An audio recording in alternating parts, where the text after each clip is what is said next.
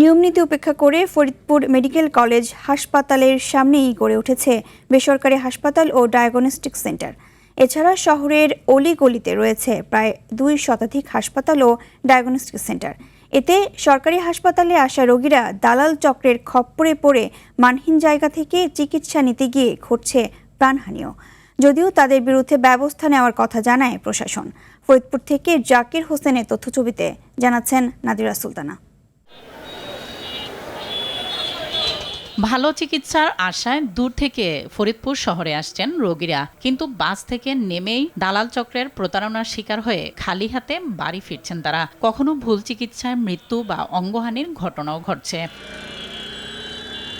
সরকারি নির্দেশনা অনুযায়ী সরকারি হাসপাতালের 300 গজের মধ্যে কোনো বেসরকারি হাসপাতাল বা ডায়াগনস্টিক সেন্টার স্থাপন করা যাবে না, কিন্তু ফরিদপুর মেডিকেল কলেজ হাসপাতালের 20 গজ দূরেই রয়েছে 1 ডজন বেসরকারি হাসপাতাল। দালাল চক্র রোগীদের ভালো চিকিৎসকের কথা বলে নিয়ে যায় অনুমোদনহীন এই হাসপাতালে।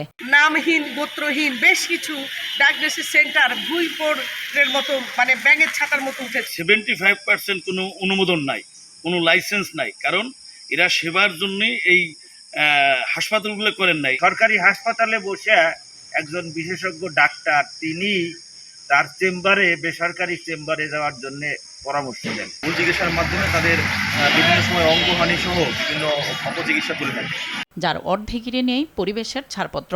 আমরা আসলে জনগণের মধ্যে একটা সচেতনতা এবং যারা ক্লিনিক মালিক আছেন তাদেরকেও আরো বেশি সচেতন হওয়ার জন্য উদ্বুদ্ধ করছি। ভবিষ্যতে আমাদের জনস্বার্থে এই অভিযান অব্যাহত থাকবে। যদিও অনুমোদনহীন হাসপাতালের বিরুদ্ধে ব্যবস্থা নেওয়ার কথা জানান civil surgeon.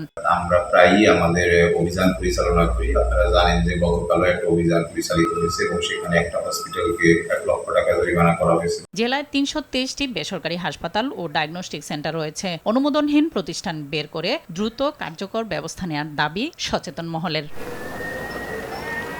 Nadira Sultana, RTV।